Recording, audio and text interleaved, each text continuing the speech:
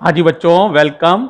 वही यूनिट है, unit number 7 है, चैप्टर 2 है और लेक्चर 2 है। बस यही इसका लास्ट लेक्चर है। बहुत छोटा सा चैप्टर है ये। और बच्चों, चैप्टर का नाम है वेव नेचर ऑफ मैटर। और जो बेटे आर्टिकल हम पढ़ रहे हैं उसका नाम है experimental demonstration of wave nature of electron. यानी एक्सपेरिमेंटली ये शो करना कि एक इलेक्ट्रॉन के साथ वास्तव में एक वेव जुड़ी होती है, जो डी ब्रॉगली साहब ने कहा था। इस बात को एक्सपेरिमेंटली हम देखना चाहते हैं। ठीक है। और बच्चों, ये एक्सपेरिमेंट किसने किया था? दो साइंटिस्ट थे, डेविसन और गर्मर।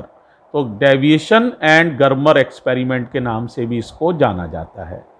इसका बहुत बड़ा हिस्टोरिकल सिग्निफिकेंस है, क्योंकि ये एक्सपेरिमेंटली जो डी ब्रॉगली साहब ने कहा था कि हर मैटर वाले पार्टिकल के साथ एक वेव एसोसिएटेड होती है, इस बात को इसमें प्रूफ किया गया है। तो ये एक्सपेरिमेंटल वेरिफिकेशन है डी ब्रॉगली की बात का, इसीलिए बहुत ही इंपॉर्टेंट चीज है। ठीक है। अब देखो, एक बार किया क्या गया है इसमें, जरा समझो। किया ये गया है बेसिकली, अगर मैं थोड़ा शॉर्ट में आपसे बात कहूं तो ये किया गया है, एक ना बेटे हमने इलेक्ट्रॉन गन ली है। तो एक तो नया शब्द यही हो गया, इलेक्ट्रॉन गन क्या होती है। तो इसमें किया क्या जाता है बेटा, मेटल को ना थोड़ा गर्म किया जाता है।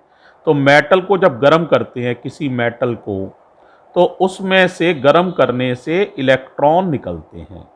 इसे थर्मो आयोनिक एमिशन भी कहते हैं। गर्मी से इलेक्ट्रॉनों का निकलना, थर्मो आयोनिक एमिशन, इलेक्ट्रॉन निकलते हैं। अब इन इलेक्ट्रॉनों को एक पोटेंशियल डिफरेंस, यानी एक पॉजिटिव प्लेट लगा देते हैं, एक पोटेंशियल डिफरेंस लगा देते हैं, प्लस प्लेट लगा देंगे, इस पर पॉजिटिव पोटेंशियल लगा देंगे, इस प्लेट को पॉजिटिवली पोटेंशियल पे रखेंगे, तो ये इनको बहुत तेज अपनी तरफ खींचेगी। तो ये इलेक्ट्रॉन में बहुत तेज स्पीड आ जाएगी। लेकिन बीच में एक बहुत बारीक सा होल रखते हैं, बहुत फाइन होल रखते हैं, बहुत छोटा सा छेद रखते हैं। तो सारे इलेक्ट्रॉन जो इधर उधर से आएंगे वो तो यहीं टकरा जाएंगे, वेस्ट हो जाएंगे। जो बिल्कुल सीधे आ रहे हैं वो इस तरह एक पेंसिल बीम के रूप में निकलेंगे, बहुत ही फाइन बीम के रूप में। ठीक है। तो ये अरेंजमेंट जिससे इलेक्ट्रॉन्स की एक वेरी फाइन बीम क्रिएट की जाती है, इसे ही फिजिक्स में कहते हैं इलेक्ट्रॉन गन। ठीक है। अब इन जो इलेक्ट्रॉन्स हैं, इन्हें निकेल क्रिस्टल पर डाला जाता है। किस पर डाला जाता है? निकेल क्रिस्टल पर, निकेल क्रिस्टल पर। अब आप कह सकते हैं सर ऐसा क्यों? तो निकेल क्रिस्टल पर डालेंगे ना, तो निकेल क्रिस्टल के अंदर आपको पता है लैटिस प्लेन्स होते हैं, है ना। अगर निकेल क्रिस्टल की भी डिटेल बात करें तो निकेल क्रिस्टल के अंदर क्या होंगे? Lattice planes. इस तरह से लैटिस प्लेन्स होते हैं, है ना। और इन प्लेन्स के बीच में एक डेफिनेट सेपरेशन होता है, जिसे कहते हैं इंटर लैटिस प्लेन सेपरेशन। दो लैटिस प्लेन के बीच की दूरी, inter lattice plane separation, inter lattice plane separation, small D से लिखते हैं। ये वैल्यू पहले ही साइंटिस्ट मेजर कर चुके हैं। ये वैल्यू होती है 0.91 एंगस्ट्रम। कितनी वैल्यू होती है? 0.91 एंगस्ट्रम। अब इलेक्ट्रॉन के साथ अगर वेव जुड़ी हुई है तो यहाँ वेव नेचर होगा, यहाँ से टकरा के इलेक्ट्रॉन्स का डिफ्रैक्शन होगा, क्योंकि वेव नेचर सिर्फ डिफ्रैक्शन जो है वेव में ही हो सकता है, पार्टिकल में नहीं हो सकता है। तो अगर इलेक्ट्रॉन के साथ वेव जुड़ी हुई है तो उनमें कौन सी घटना होगी? डिफ्रैक्शन। और डिफ्रैक्शन में तुम्हें पता है क्या होता है? डिफ्रैक्शन में बताओ, बोलो, पढ़ा है तुमने डिफ्रैक्शन? उसमें आपको ब्राइट फ्रिंज मिलती है और डार्क फ्रिंज मिलती है, यानी कहीं इंटेंसिटी ज़्यादा होती है, कहीं कम। तो इस बात के लिए जब ये टकरा के यहाँ से इन जो निकेल के एटम्स हैं, इनसे टकरा के डिफ्रैक्शन की घटना होगी, तो ये स्कैटर्ड होंगी इलेक्ट्रॉन बीम, कहीं थोड़ी कम, कहीं थोड़ी ज़्यादा, इस तरह से ये स्कैटर्ड होंगी। ठीक है, अब आप क्या करेंगे, यहां पर इंटेंसिटी नापेंगे। यहां पर भी इंटेंसिटी कितनी है इनकी, यहां इंटेंसिटी कितनी है, यहां इंटेंसिटी कितनी है। तो जहां ब्राइट फ्रिंज बन रही होगी वहां पर इंटेंसिटी ऑफ इलेक्ट्रॉन बीम सबसे ज्यादा होगी, राइट। तो हमें उस एंगल को नापना है। तो ये है हमारी इंसिडेंट बीम, ये है हमारी टकराकर लौटी बीम। तो ये एंगल जब नापते हैं तो ये एंगल आता है 50 डिग्री। कितना आता है भाई, 50 डिग्री।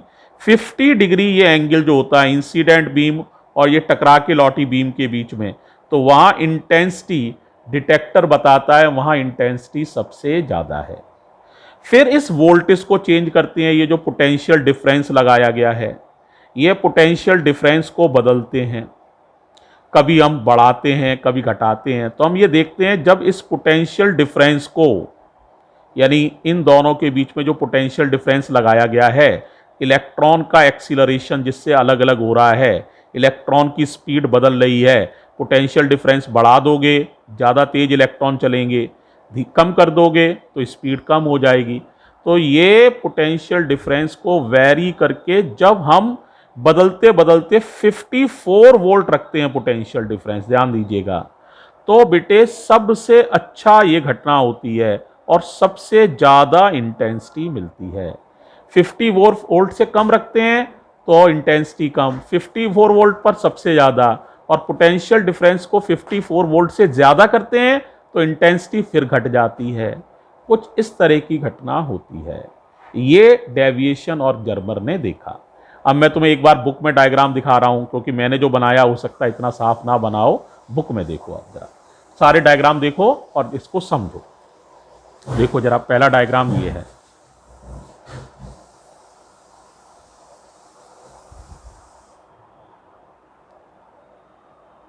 देखो भाई, ये डायग्राम है, थोड़ा सा बड़ा करते हैं तो ये हो गया थोड़ा सा बड़ा। देखो दिख रहा है, केयरफुली देखो भाई जरा, हैं, थोड़ा सा और कोशिश करते हैं थोड़ा साफ दिखे, हैं। तो क्योंकि डायग्राम बहुत नीचे बना हुआ है बेटा ये बुक में ना, तो लाओ भाई थोड़ा सा हाथ से पकड़ता हूँ मैं कैमरे को, देखो थोड़ा सा साफ दिखेगा उससे।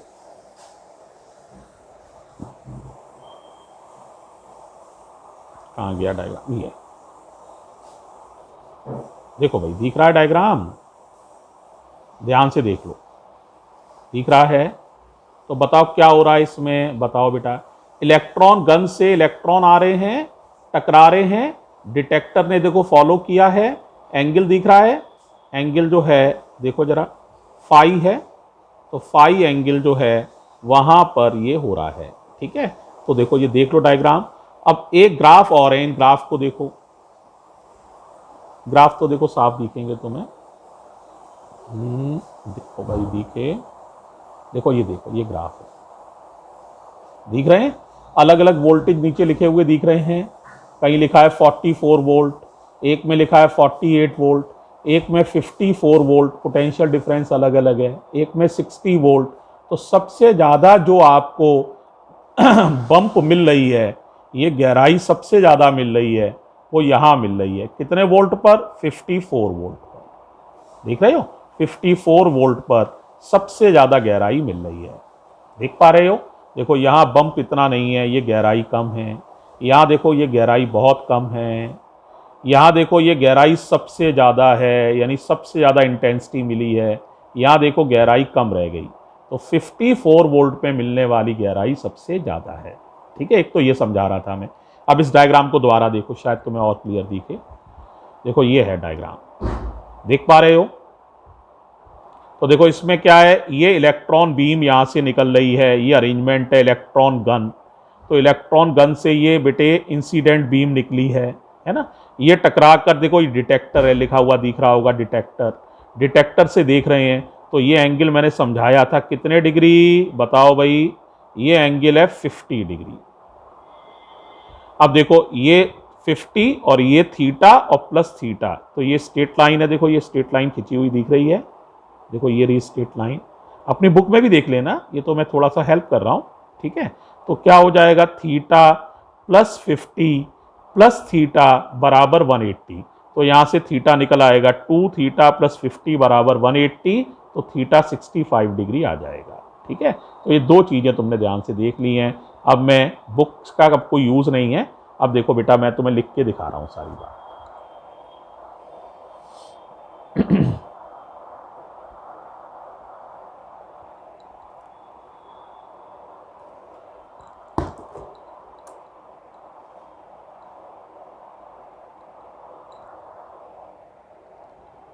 तो 1 मिनट टाइम देना भाई, है थोड़ा सा एडजस्टमेंट बेटा करना पड़ेगा मुझे कैमरे का।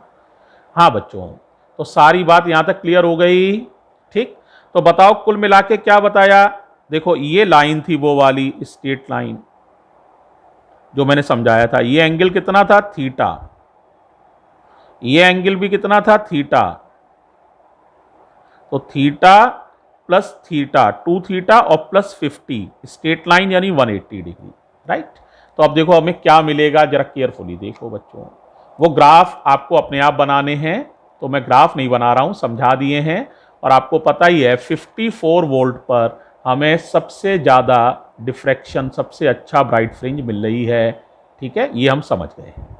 तो देखो बेटे, अब ये मल्टीपल स्लिट डिफ्रैक्शन में लॉ होता है ब्रैग्स लॉ, ओबे होता है। ये तुमने पढ़ा नहीं है अभी, क्योंकि तुमने सिंगल स्लिट डिफ्रैक्शन ही पढ़ा है। इसमें कई सारे लैटिस प्लेन्स हैं, तो यहां पर मल्टीपल स्लिट डिफ्रैक्शन होता है, ठीक है। इलेक्ट्रॉन की बीम निकल क्रिस्टल से जब टकराती है तो मल्टीपल स्लिट्स हैं, कई सारे लैटिस प्लेन्स हैं, उनसे डिफ्रैक्शन उसका होता है। इसे कहते हैं मल्टीपल स्लिट डिफ्रैक्शन। उससे हम वेवलेंथ पता लगा सकते हैं कि कौन सी लाइट टकराई है। यहाँ लाइट तो नहीं, इलेक्ट्रॉन टकराया है, तो इलेक्ट्रॉन से एसोसिएटेड कितनी वेवलेंथ है वो पता लगा सकते हैं। ब्रैग्स लॉ का फॉर्मूला होता है 2d साइन थीटा बराबर n लैम्डा। तो 2d का मतलब होता है इंटर लैटिस प्लेन सेपरेशन। अभी मैंने समझाया था इंटर लैटिस प्लेन सेपरेशन जो होता है निकल क्रिस्टल के लिए वो 0.91 एंगस्ट्रम होता है, एंगस्ट्रम में रख दिया। थीटा अभी समझाया था 2 थीटा प्लस 5 माने 50 डिग्री बराबर 180, तो 50 उधर चला जाएगा, तो 2 थीटा बराबर 130, तो थीटा होता है 65 डिग्री, ठीक है। फाई की वैल्यू 50 डिग्री थी, समझाया था ये सारा, क्लियर हो गया। तो साइन कितने degree, sine 65 degree. First order diffraction है n की वैल्यू 1, तो वेवलेंथ एसोसिएटेड विद इलेक्ट्रॉन निकल आएगी। डिफ्रैक्शन हो रहा है, डिफ्रैक्शन सिर्फ वेव में होता है, तो इससे यह साबित हो गया कि इलेक्ट्रॉन के साथ कोई ना कोई वेव जुड़ी हुई है और उसकी वेवलेंथ हम कैलकुलेट करेंगे। तो यहां से कैलकुलेट करें तो आंसर आता है 1.66 एंगस्ट्रम, इतनी वेवलेंथ जुड़ी है। अब अगर हम ये ब्रैग्स लॉ हटा दें, ये तो एक अलग बात हो गई डिफ्रैक्शन वाली, अब हम किसको यूज करें, डी ब्रॉगली हाइपोथेसिस को। तो according to de Broglie hypothesis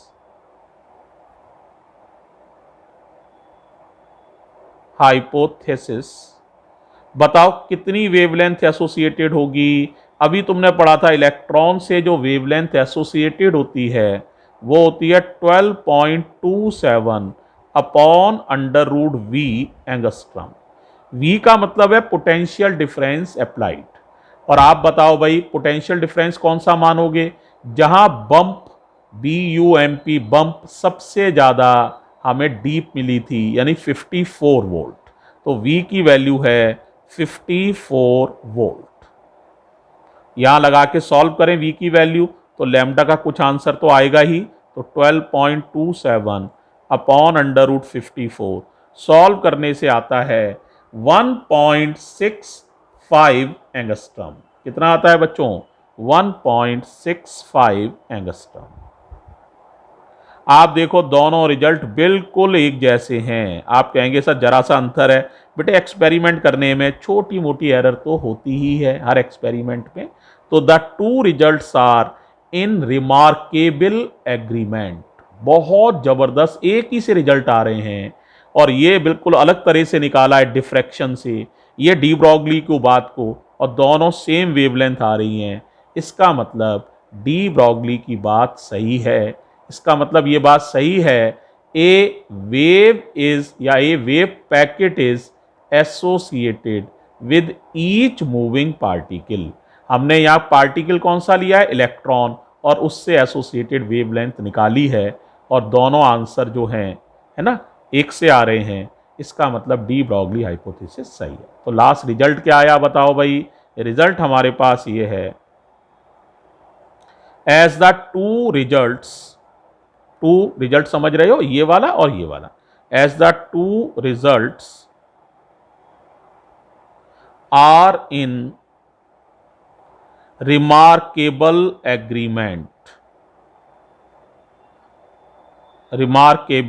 agreement, hence the de Broglie hypothesis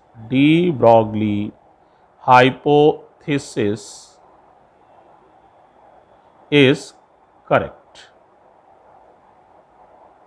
इस तरह से बेटे डी ब्रॉगली हाइपोथेसिस को डेविएशन एंड गर्मर एक्सपेरिमेंट कंफर्म कर देता है। यही हेडिंग था, एक्सपेरिमेंटल डिमॉन्स्ट्रेशन। ठीक है, तो मुझे उम्मीद है ये सारा समझ में आ गया होगा बेटा, और इसी के साथ ये चैप्टर भी आपका फिनिश हो जाता है। अब हम यूनिट 8 शुरू करेंगे। थैंक यू बच्चों।